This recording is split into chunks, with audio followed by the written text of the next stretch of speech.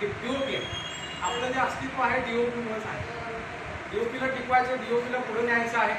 DOPमुळे आज आपल्याला लोक चांगलं म्हणतात किंवा पोस्टात काम करतात चांगलं आहे, कारण लोकांना सुद्धा महत्त्व माहिती झालं आहे पोस्टात.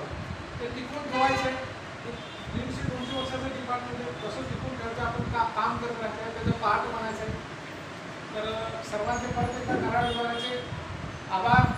आणि बोलायचं झालं तर माझ्या वैयक्तिक आयुष्याबद्दल माझं पुण्यात सेटलमेंट आहे, तिथं माझं फ्लॅट आहे. आता तिथे जाणार आहेत, पण तिकडचे प्रॉब्लेम वेगळे असतात. तिथं जरा रिलॅक्समध्ये होतं, तिकडचे प्रॉब्लेम वेगळेच असतात, समस्या वेगळेच असतात, बिझी शेड्यूल असते. असू द्या, it is a part of job. शेवटी जॉब आहे, आपण जॉब करतो, तर या गोष्टी येतच राहणार, कराव्या लागणारच.